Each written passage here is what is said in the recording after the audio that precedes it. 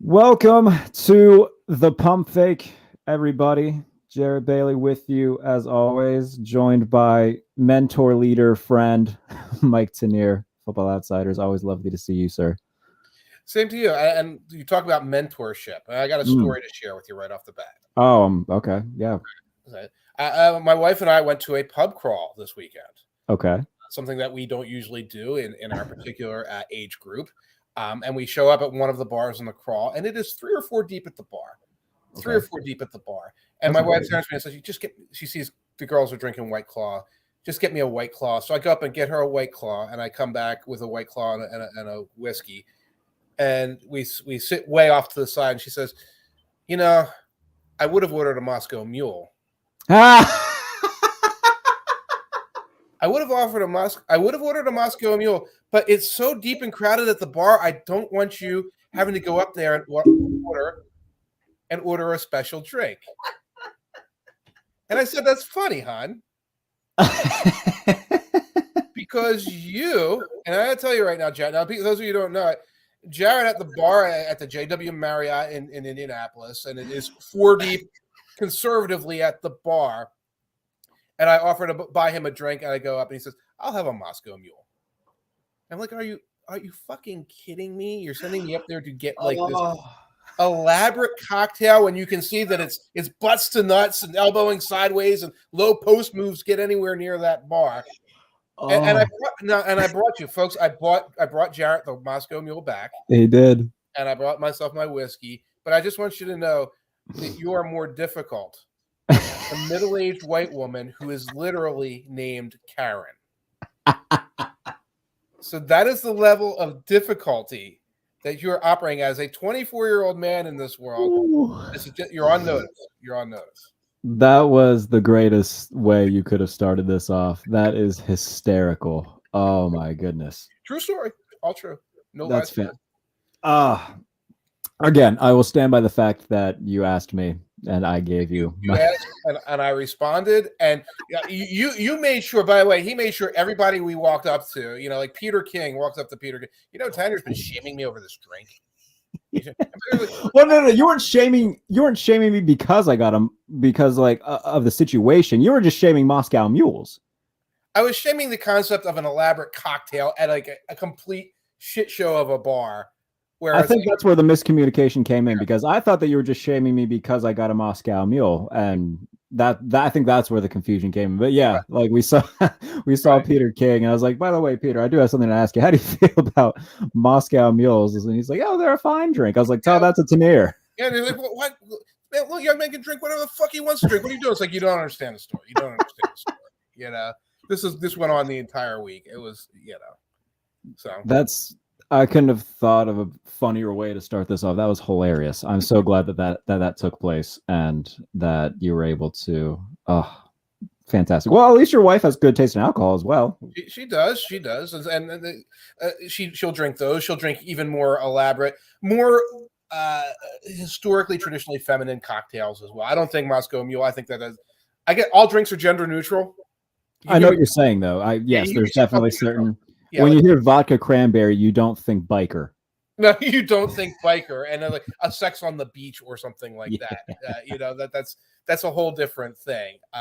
But yes. So by the way, we had a lovely time at the crawl. It was very nice. I had a blueberry mule like the week after the combine, and it was delicious. Yeah, I think one of the bars near us makes those mules, like blueberry mule, and then there's other flavors, and they'll put them all together. But there's usually a bar back personally doing that, and it's 1 deep at the bar, and it's not causing like absolute chaos. Just some of the more harder drinks, like it's great to be able to get a bottle because you're not going to spill the bottle when you're reaching across. Yeah. And I guess the mule if it's in a glass, but it's like it's filled to the brim. Oh yeah, when we were at the Marriott, like they weren't worrying about giving like the fun like Moscow Mule cups out. They were like, all right, there's everybody in Indianapolis seems to be inside this bar. Just put it in a cup and move on. Right. It's one of the 3 bars everyone was in that night, and I think we were in 2 of those 3. Yeah, the second place wasn't too bad. The first one was chaotic.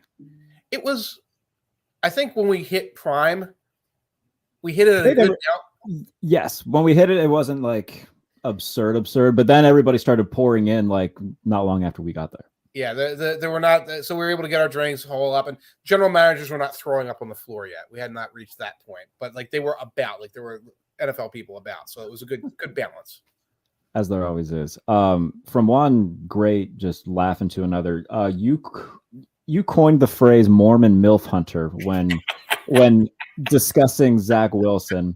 I read that, and two things. Well, obviously, it made me laugh very hard, but I immediately thought like only Mike Tanier would think of something so perfect when it comes to that, and that killed me. And I think that's a perfect segue to talk about the New York Jets and this whole fiasco that's been going on for God knows how long with Aaron Rodgers. He made his intentions known that he intends to play for the New York Jets. Now it's just a matter of if and when the Packers trade him to New York.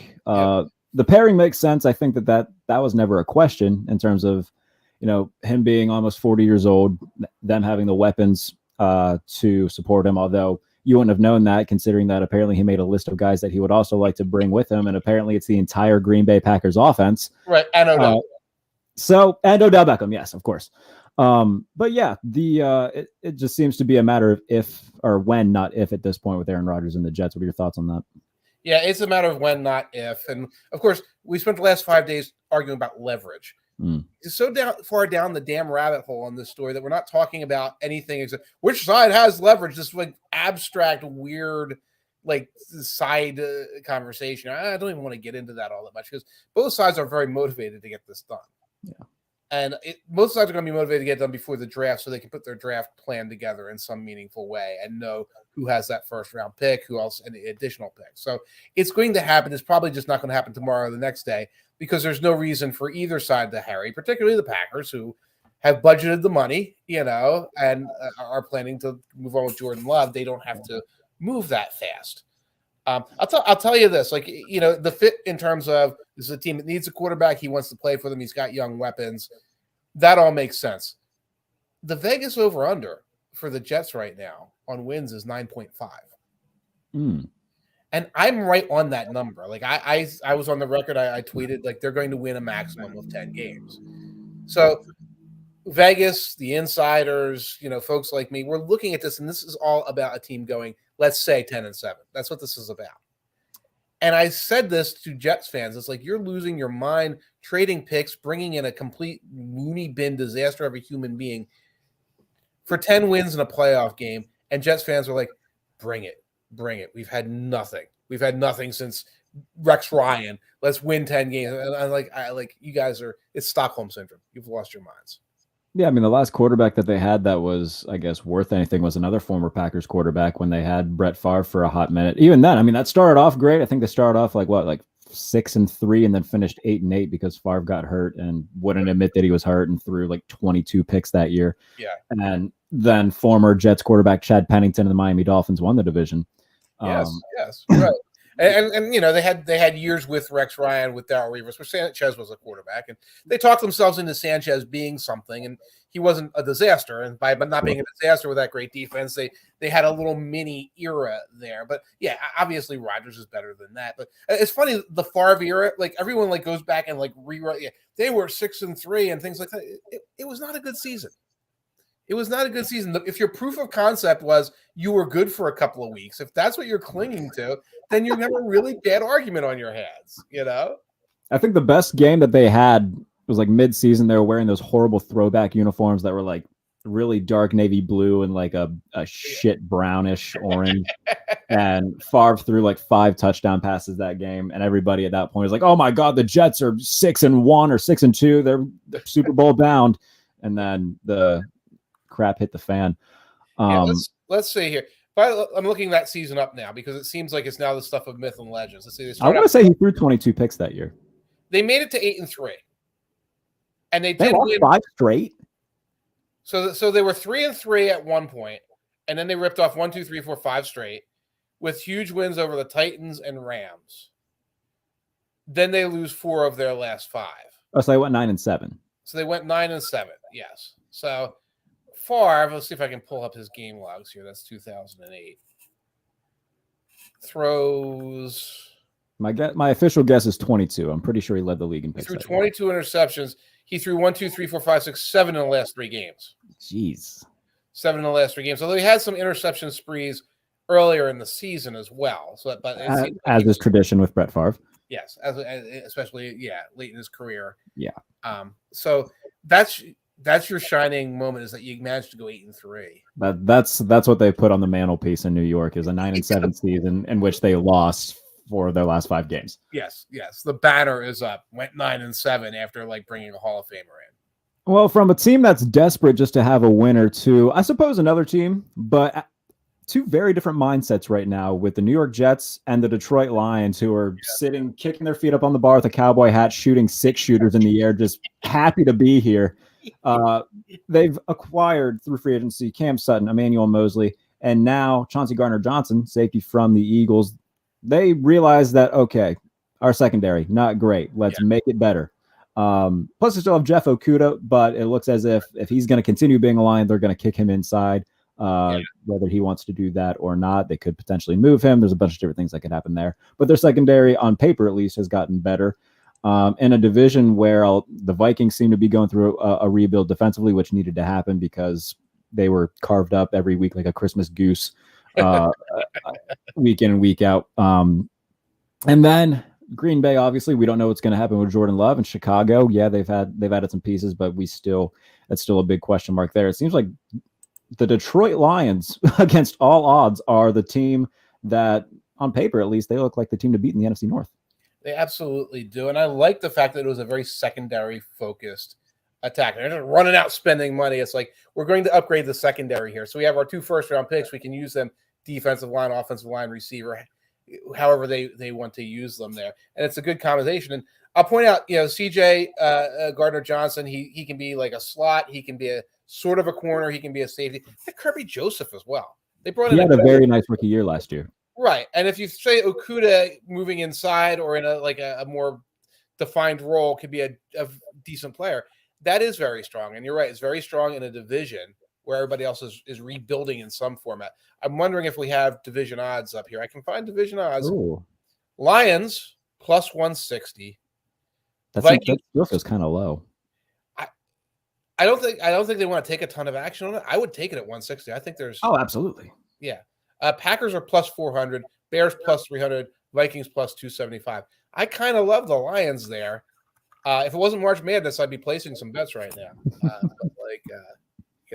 Keep an eye on that one. Yeah, the Vikings being last there, I think that does speak a lot to the fact that they are very low on whether it be them defensively. They're also Thielen's gone, so that's their number 2 receiving option outside of Justin Jefferson.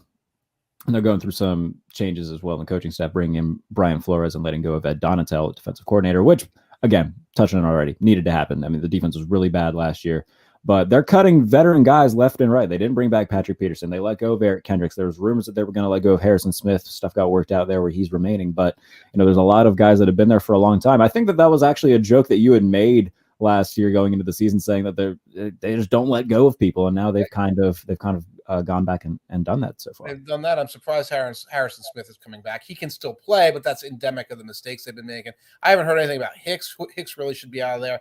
I know Zadarius Smith wanted a trade. I don't know what they're doing with him either. Yeah, he's an edge, and edge is let's wait a little longer on this guy. Let's got a big cap hit this year too. What's that? He's got a big cap hit this year too, which I mean if you're Minnesota looking to rebuild, you might as well move off him. And they've been looking to move Dalvin Cook, and no one wants your running back. No one wants your running back right now. We'll take Dalvin Singletary for 1 year instead of trying to get you out from under your contract with Dalvin Cook. Yeah, I mean, and Dalvin Cook, far from the only back, surrounded by trade rumors. Austin Eckler granted permission to seek a trade from another team. Derrick Henry, floating around trade rumors.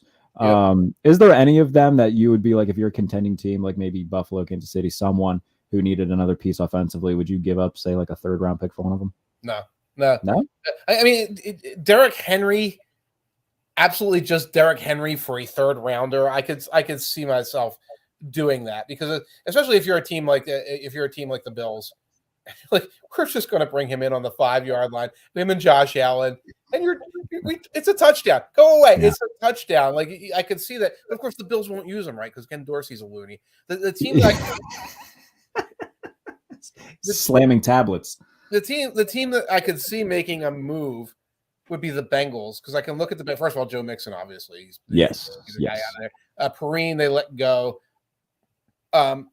You can put like one of these running backs with that receiving core and be like, oh my God, you Derrick Henry in a light box, because everybody's covering those guys, and it's like it's game over. But for now, I'm just, whenever I do a mock, it's going to be Bijan to the Bengals, because the Bengals could grab Bijan and be like, okay, this is the final missing piece of this offense. We are now unstoppable. Yeah. So why invest in Dalvin Cook or anybody when you can get somebody like that? Hell, take Bijan and trade for Derrick Henry. Why the hell not? Oh, just go for it. like both of them in the backfield and then 3 wide receivers. Like, okay, what's your answer for this? Yeah, exactly. Just line up, 60 times a play, 60 times a game, and say, all right, good luck, figure it out. Yeah.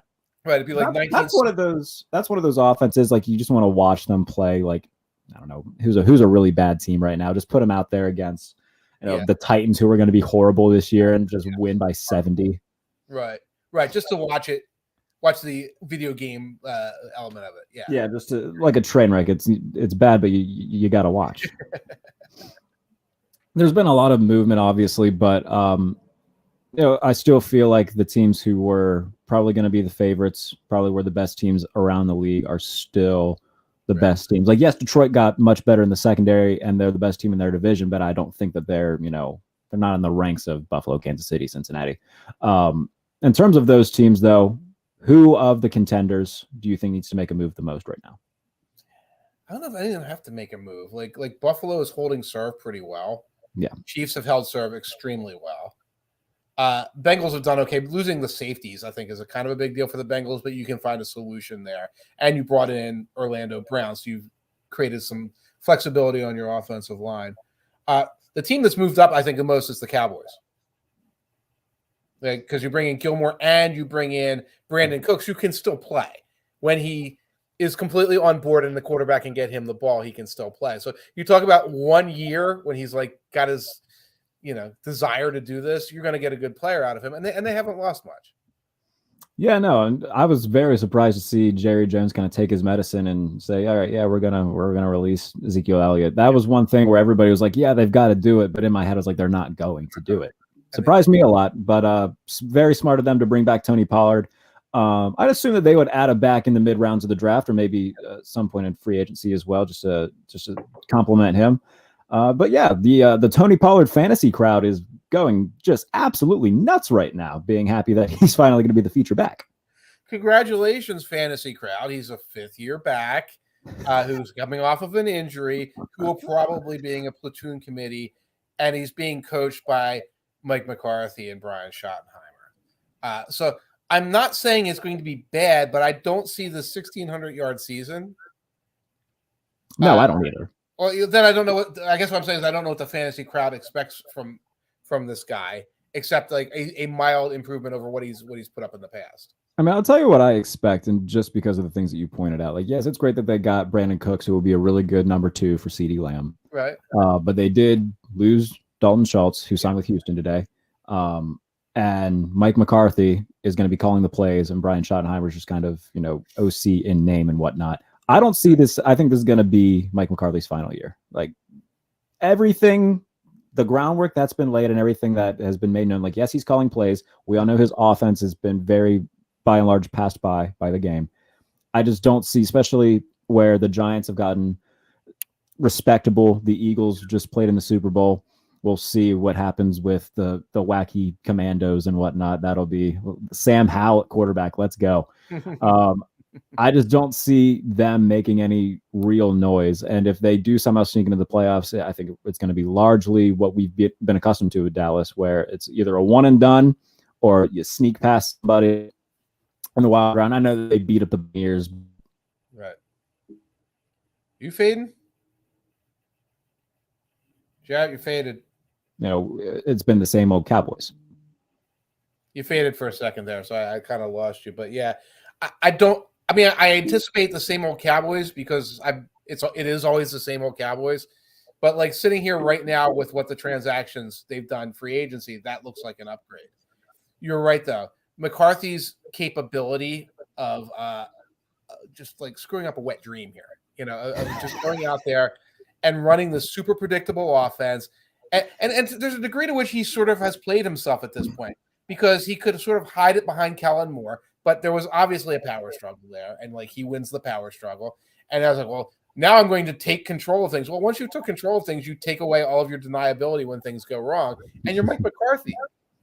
You're not particularly good at a lot of these things that you're taking over the job of, particularly game planning, game scripting, and play calling.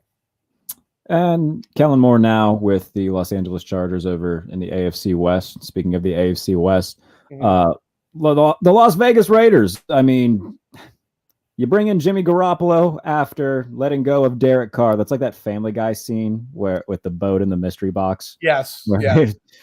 Boat's a boat, but a mystery box can be anything. It could even be a boat. Yeah. Right. Similar situation. Derek Carr, if he has his best year. Yeah.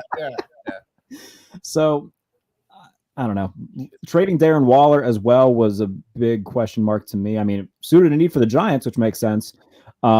But it takes away a pass catcher in their offense. So now it's Jimmy, Devontae Adams, Hunter Renfrow, Matt Collins signed elsewhere. You bring back Josh Jacobs on the franchise tag. But defensively, like they still don't have guys that can cover. Like that, I feel like their biggest need hasn't been addressed. They need about 10/11ths of a defense, more or less. We got other guys besides Max Crosby who can start and play football, but like there's nobody else you give a damn about except Max Crosby on that defense. That would be a fun Sporkle quiz. Name all of the members of the Las Vegas Raiders defense. Well, don't hold me to it right now. Oh, sure, yeah. It's a million guys that got drafted. I know Divine Diablo is one of them. He is one of them. Yeah. So, and of course, like if Waller got traded because Josh McDaniel leaked his wedding plans and that turned into a personality conflict and he traded him, which is what it looks like happened. If that's really what's going on, there's really nothing else we have to say about this team. No. We kind of already knew about Josh McDaniels, didn't we? Like we've seen this song and dance or heard the song and dance and seen this movie before when he was a head coach. This isn't a job that he's suited for. It doesn't seem like the interpersonal skills of your basic robot are there. And I saw today possible replacement for Waller, OJ Howard. OJ Howard. Yeah, that's gonna work. And Tom Pelissaro, you're doing the Lord's work, stating it like that. The agent asked you to state it like that. That's great. That's phenomenal. Oh my God, it's OJ Howard. I loved OJ Howard coming out of school. But everybody did. Yeah, I was like, this is going to be a blocking tight end who can catch and everything like that. And it sort of, no. Tom Brady already did this to this guy. So yes, which is a very big, very indicative of what he is at the NFL level, I suppose. But they were looking at another tight end as well, weren't they? I didn't. I have to go back and look. They were looking at Schultz, I believe, which would have made that would have made sense. Yeah, that would have made perfect sense. Yes, right. Like, okay, Schultz comes in. He can block. He's a pretty reasonable receiver too. Like that's a good pickup. Gesicki is not a good pickup because he doesn't block at all, and you're basically just getting a real tall slot receiver. But that's Belichick's problem, and he's got his own little thing now. So. The Cleveland Browns just signed a quarterback, Josh Dobbs. So he's going back to Cleveland after starting the season there last year, going to Detroit, then getting picked up by the Titans. What a nice little tour for Josh Dobbs. Always important to have the nicest and most lovable guy available as your backup quarterback to Deshaun Watson. So you can throw this guy out there for because it was Brissett. Yeah. Yeah, we lost Brissett, the nicest guy in the world. Bring in the science kid. Bring in science guy. He can talk about rockets and stuff. And it's like, okay, that gives us, we don't have to write about Deshaun. We can write about this other player. Yeah, I was going to say, though, somebody will ask Kevin Stefanski about, how do you feel about Coach? Well, did you see that thing that Josh Dobbs did at NASA? That was pretty cool, huh? Right. Goodness gracious. Deshaun Watson's trying to be the first guy to get a massage on Mars. And, Josh Dobbs is trying to shoot freaking meteors before they land and crash land on Earth, That's a headline if I've ever heard one. Jesus, that sounds like the perfect headline for like an Onion article. You know the Watchmen? Yeah. So you have naked Dr. Manhattan on Mars. Yeah. Now picture Deshaun Watson naked on Mars. I don't want to think about that. Don't picture that. I'm trying not to. On all fours. Oh God, why is he on all fours? Oh, you didn't read all the depositions, did you? I tried my hardest to not read anything I didn't necessarily need to dive into. There was a lot that I read for a piece for 33rd Team, and that drained me of anything involving this case. So that was a time in my life. That was an interesting few days for me in my reading and my internet search history. Let's turn the page. Yes. We'll stay in the AFC North though, because Pittsburgh Steelers fans exist, and I feel like this is going to be a year where a lot of them are going to be very vocal. They've had a decent offseason so far, outside of fans being a little bit upset about them not making a move for one of the bigger off-ball linebacker names. They bring in guys like Landon Roberts from Miami, Cole Holcomb, bring back Larry Ogunjobi. They've been active on the offensive line. Yeah, Steelers fans, they love them some Kenny Pickett, some Yinzer looking Morgan Wallen. I think that they'll be like they always are, probably hovering around 8-9 wins, just because Mike Tomlin's there and he's incapable of going under 500 apparently. I still don't see enough where I say, yeah, this team can make a deep playoff run. Well, let's see. I mean, Peterson can still play. I'll say you can call Peterson for Sutton a very modest upgrade. Landon Roberts for Devin Bush. The way Bush played hard last year, I think he was really had a reality check. That's a wash in my opinion. That's a lateral move. That's a lateral move. I think Herbig, that's a modest improvement. It's not certainly not terrible, but yeah, it depends on how much mileage you have on the idea of Kenny Pickett and George Pickens and I guess Najee. And like if that really stacks up to you to anything besides wild card fodder. To me, that's screaming wild card fodder. I agree. I think that they're a very fun opening band for the headliner. Yeah. I'm looking at okay, I know it's just free agency. I know this was a weak free agent class, and I look at the NFC and I can see the Lions have probably upgraded significantly, and the Cowboys moderately, and that impacts the balance of power. And the Bears will be competitive, but the balance of power has not changed anyway. AFC, it's almost the same. Okay, I will grant you that the Jets will move up from low wild card fodder to playoff fodder. But you can't look at anything and say, oh, there's a new contender. There's a new top contender, or there's a new this, or there's a new that. Everybody is just sort of in the same place. So they move very slightly on the tier list from the Bs to the B pluses or Cs to the C minuses or whatever.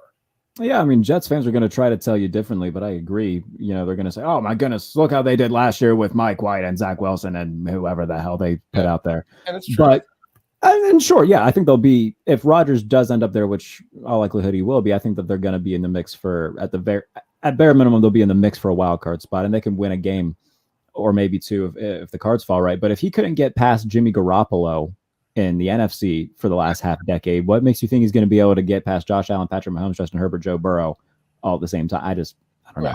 Right. I need to see to believe it. And you have a defense, and it is a good defense, but it was fluffed by their opponents last year. If you look at who they played, there's some helium there. If you look at analytics research, it looks as though defenses like that tend to taper off. They tend to go down a little bit.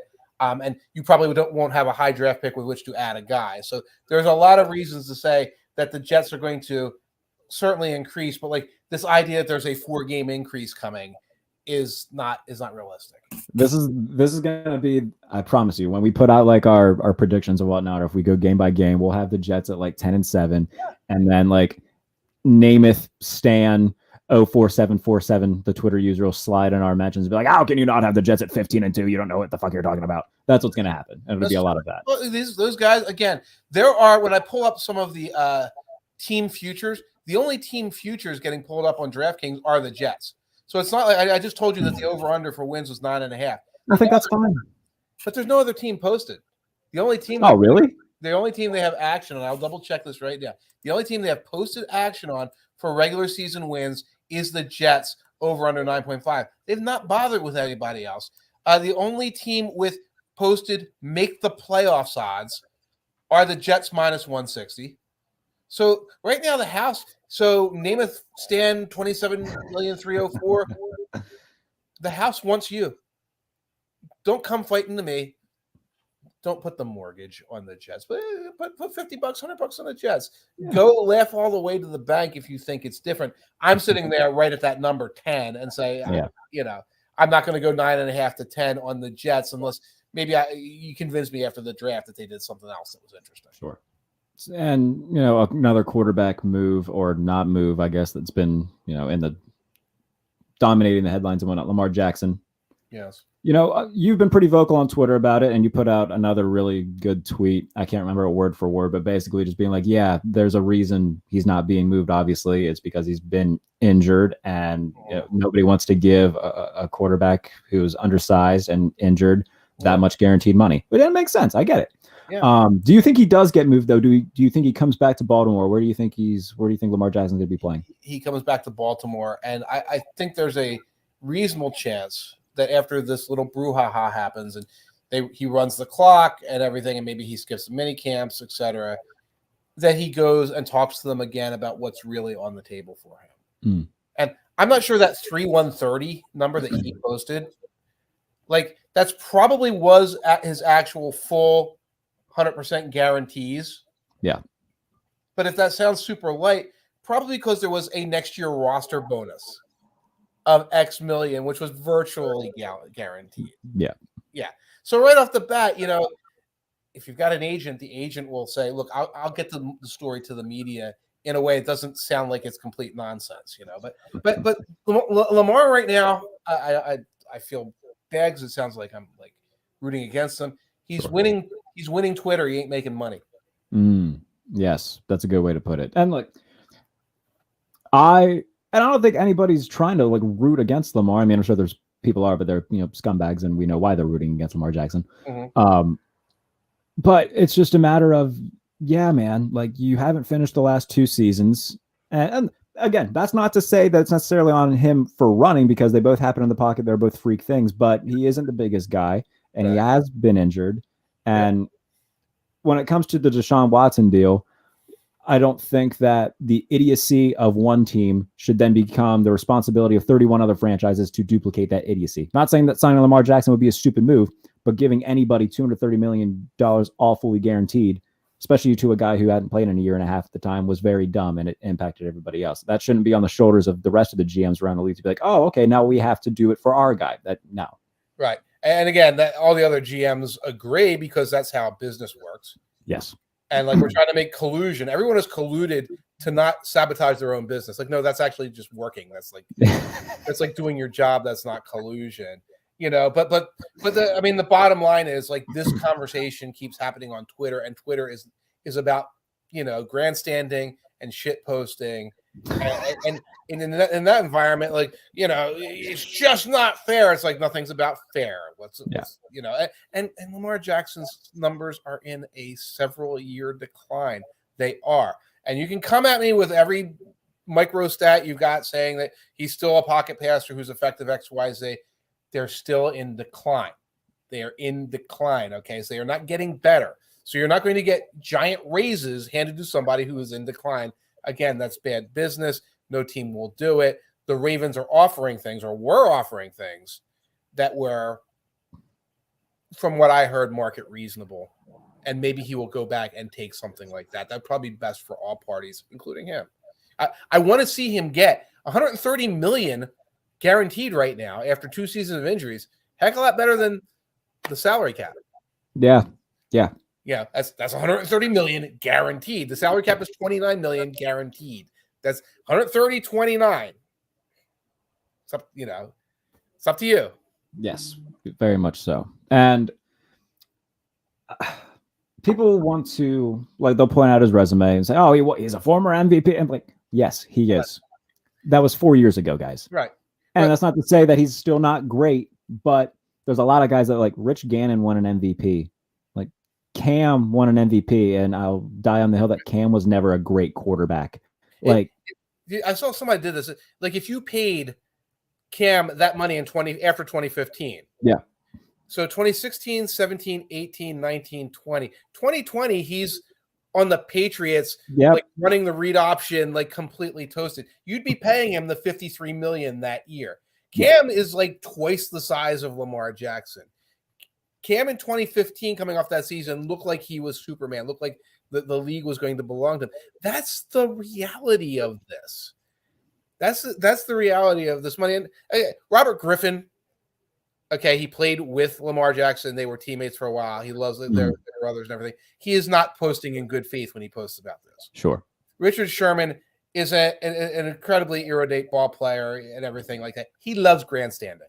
Yes. He likes trying to think like he's everybody's big brother on Twitter, and he loves doing this and like, look at me. And it's like, Richard Sherman, I would love to have seen you like run the union or something, become like a rep at least. If you are God's gift to leadership, maybe you should have done something besides post about it. That's right. I'm calling you out, Richard Sherman. By the way, if you go after him on Twitter, he will come after you hard. Oh, will he? Yeah. See, and I don't particularly want that smoke, because when he comes at you, it's like he brings the moral high ground with him, whether he's making any sense or not. Because he's Richard Sherman, and I'm a fat old dorky white man. So, but like you're not making, and it's like, and also you're a player. You stand for players. That's great. You're not making good, smart, good faith arguments. No. And the thing with him, he brought up the Cam deal. The following year, after 2020, he's not even on the Patriots anymore. They cut him for Mac effing Jones, who we've seen, by the way, now players prefer Bailey Zappi to, according to Devin McCourty. So, and then now he's out of the league. So, right. There's reasons you don't do this. The Browns are already looking at this contract. The Browns, who are not up there at the ownership level, are like, this thing is a headache. We're moving money around already. We lost. They're already in cap hell. Right. And this is a guy who at least had a reputation for durability in the past. So this is already looking like a mistake. I know another thing that everybody's talking about is we got Hurts, Herbert, Burrow coming through. I don't think my evidence that none of them are going to have a guaranteed contract is that Kyler didn't get one. And that I'm guessing that their agents are not going to seek one. Yeah. Because if you go to the freaking Brown family, the Spanos, and say, we want $250 million guarantee, it's like, I have to give you my kidneys. I have to give you my car. That money is not here. So it's going to be a very interesting negotiation. And those agents will be like, okay, well, what can we stagger bonuses? Can you stagger bonuses to get to 200 and X? Yeah. But like one of them comes in 2026 and all. And that's where, that's where having like somebody who handles those finances and is in there doing that 24/7. That's where that helps. Yes, very much so. And even previous examples, like look what happened when Carson Wentz got a big extension. Look what happened with Jared Goff. He got a big extension. None of them ended up finishing those deals on their teams. And Carson Wentz is probably done, at least bare minimum, he's done being a starter. Yes. Yeah, and he's done something to hurt the super extension market. Yeah. He's got some people, I'm guessing some GMs are also looking at it and saying, because the idea with Wentz, and I think it was Goff as well, at the end of year 3, it was like the race to the market to get the guy before the contracts went up again. Yeah.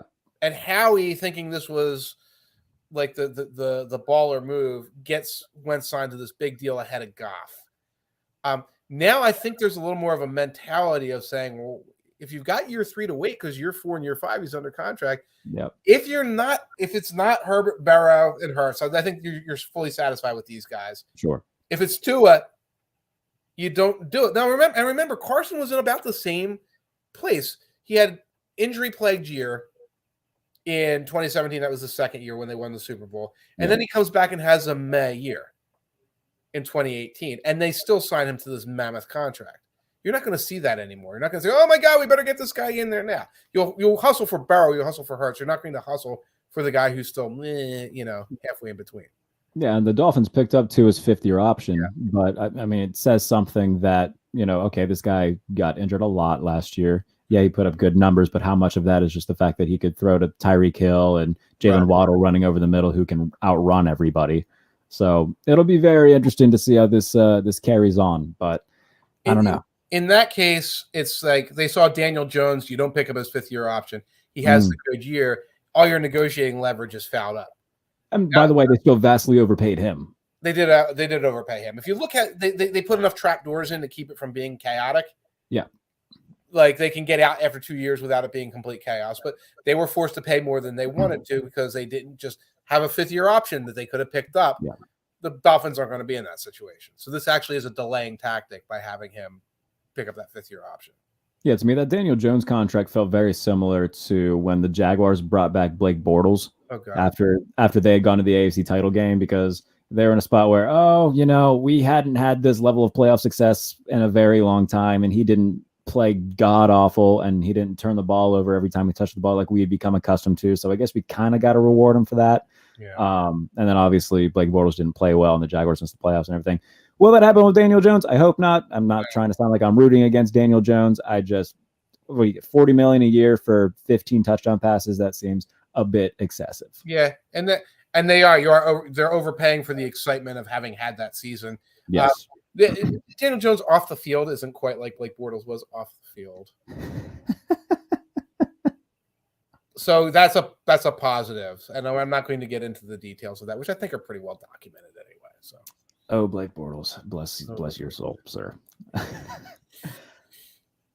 think that Blake Bortles is a perfect ending spot for the football portion of this conversation. I started doing something with JP Acosta on here. Okay. Every time that we end a show, we do a draft of some sort. Okay. While in Indianapolis, you and I spent a good deal of time together. I'm very grateful to you for that, by the way. It's great. And I had somebody tell me that I think it was the day that I was like suited up and I was dressed like somebody's agent. Okay. They said something like, Jarrett and Tanier look like they're dressed like they want to take over Gotham. And that made me laugh really hard. So I think that you're a Batman guy, right? Yeah. I think that the perfect draft for us would to draft Batman villains. Okay. 5 each. I will let you go first since you are the guest. I am, by the way, every time we do these, I lose. JP beat me in the helmet one because he got Pat the Patriot in the 4th round, and it just completely slipped my mind that those existed. And then, me and Ben Raven had a South Park draft, and he beat me pretty well in that. So I will let you start the Batman draft. Hold on, I can even turn on some tunage to make this sound even more important than it really is. Do you have like the Batman theme from the cartoon? I don't know. It's just some talk track background noise on here. Yeah, because I think there are copyright issues. Yeah.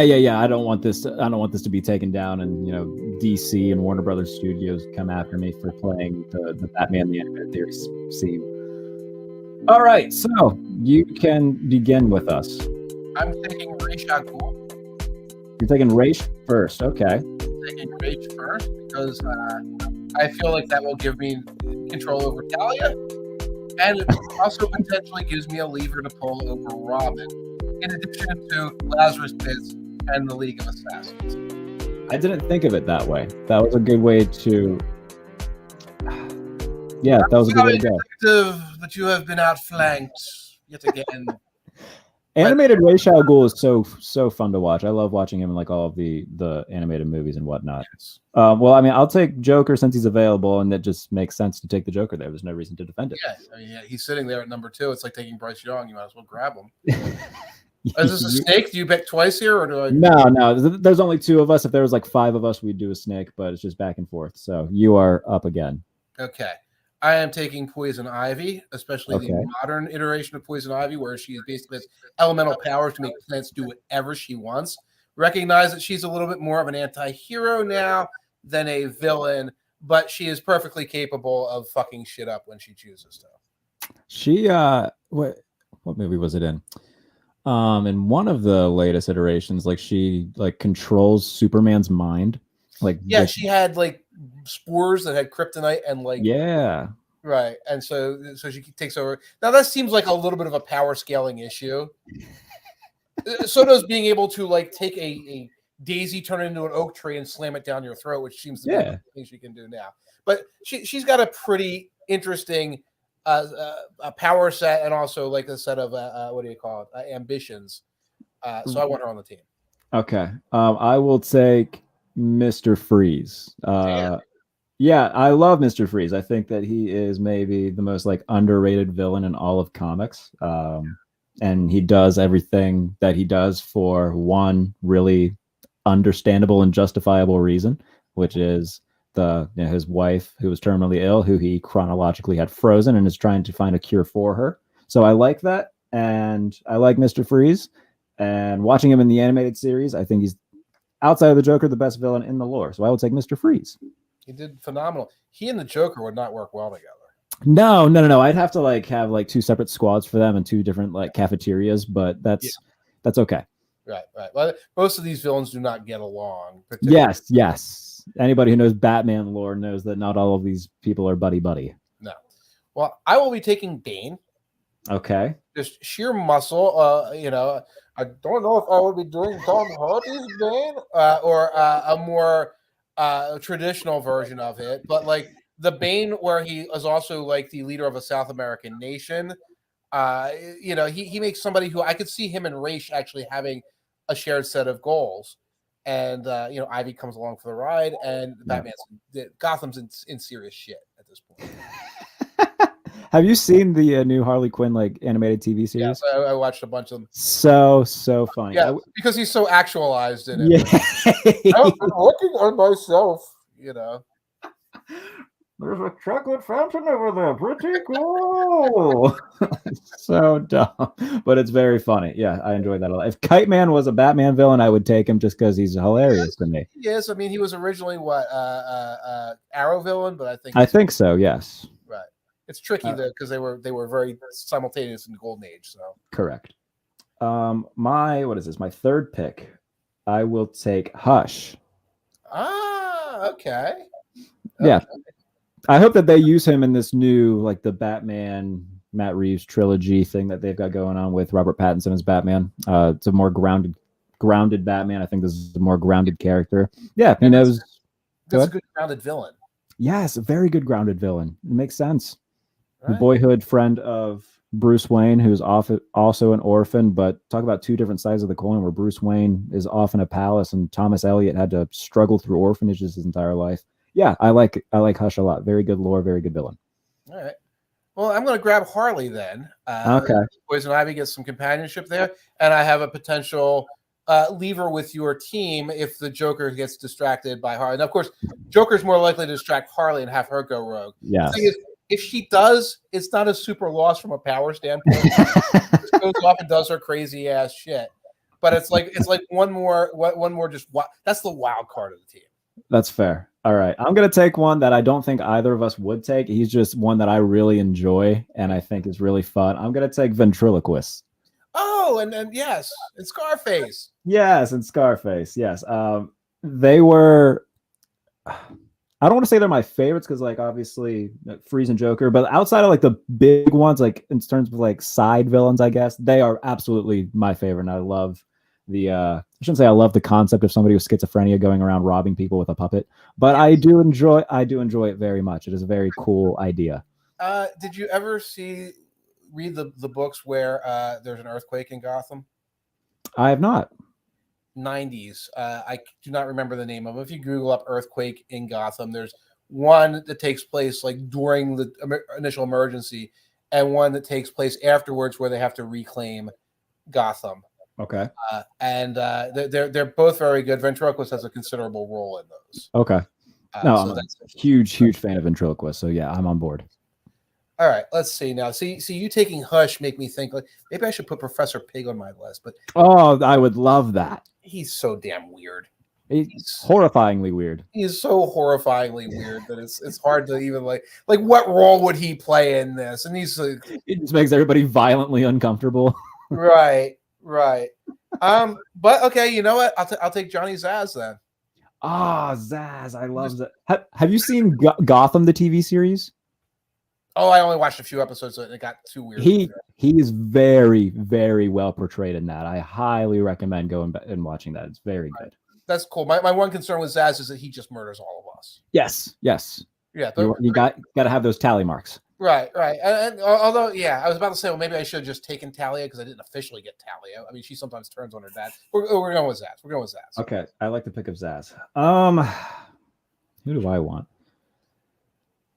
I mean, I could take like one of the basic ones, like because Two-Face and Riddler are both still there. Two-Face is useful in a lot of ways. The Penguin just gives you like money and like a avenue to like legitimacy. Yes. That if you were actually trying to do a crime thing, like somebody actually has to bring income in. A lot of money loitering and laundering would take place with Penguin, which would be helpful.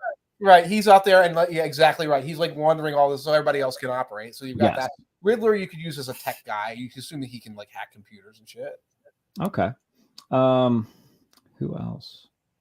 Because I want to go with a left field one. Not like left field, but like maybe, one that's kind of in the middle. Oh, yeah, I like this one. I'll take Clayface. Oh, that's a good one. I like Clayface. You have an infiltration person. Yes. His episode, like his introductory episode in the animation series, is really good. Yeah, that was the first one to air, I think, of the animated series.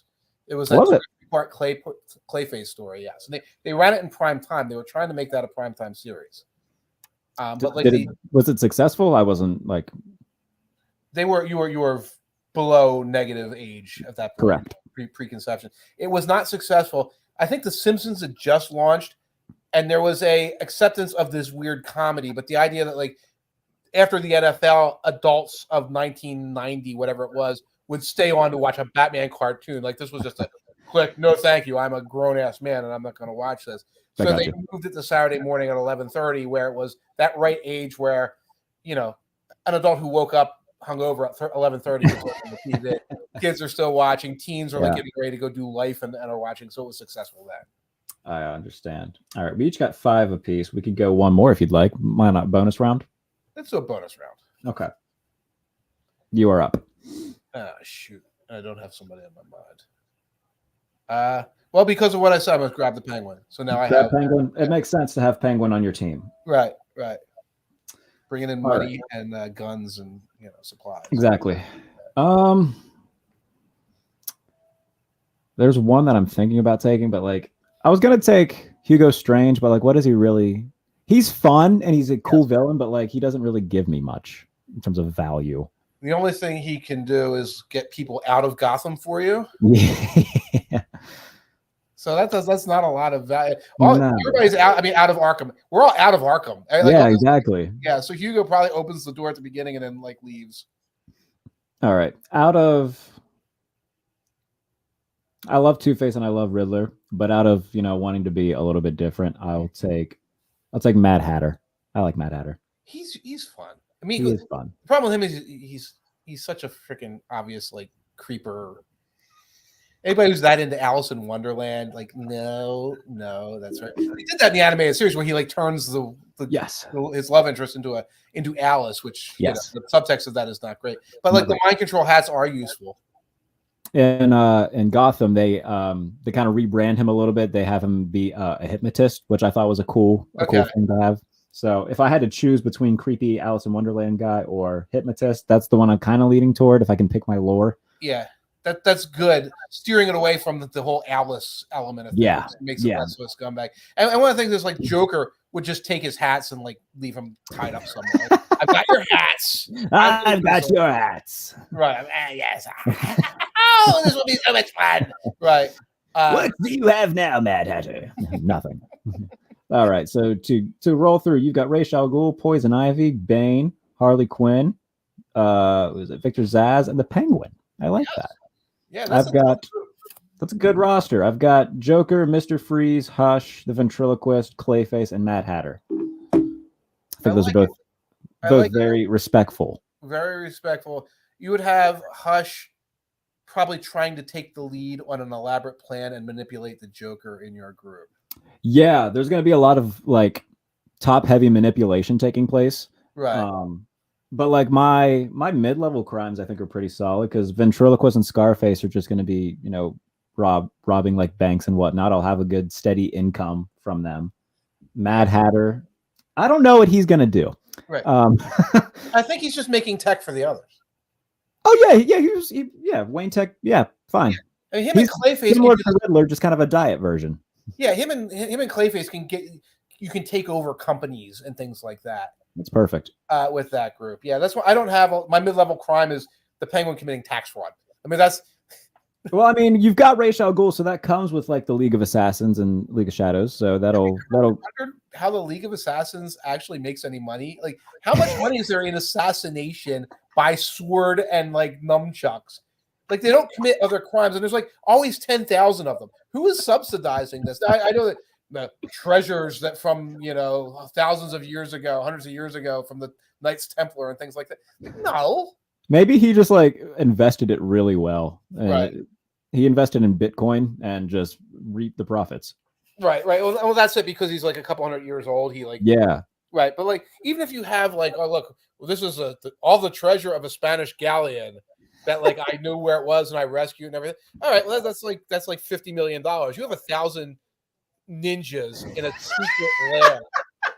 How fast do you go through that startup capital without having to commit some sort of street crime? But like you're an assassin, you can't commit street crime. You have to be like this sort of noble murder weirdo.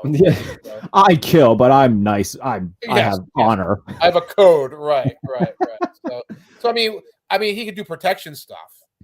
Maybe. Yeah, but basically, it's like if nobody at some point, I just have to send all the assassins to kill people in Gotham. That's pretty much like the play there. I think that's kind of why he's become so much more involved as time goes on. He's running out of money. Right. Like, I got to do something here. Worst comes to worst, we'll have Talia poke another hole in the back condom, and there you go. Right. We've talked about this on Twitter before, but I cannot stand Damian Wayne in like live action and or comics. I like Damian a lot, although I know. Yeah, his introduction where he like straight up tries to murder Dick Grayson and Alfred and everything like that. Like, I disliked him, but I think part of it was to create stakes and everything. Yeah. I really like him in Superman, Son of Kal-El, the Superman Jr. stories, where he operates a lot of time as Jonathan Kent's sidekick. Okay.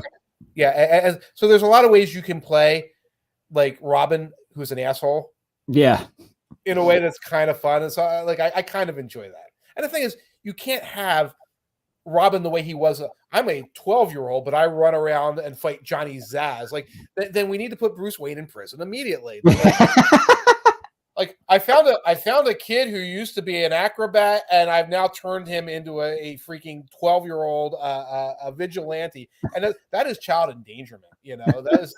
It's like, okay, well, Damian was raised by assassins by his evil mom, and okay, so now that makes sense, right? Now you're teaching him some moral code, because he'll flat out murder anybody if you don't like keep an eye on him. Like, okay, that's better. So.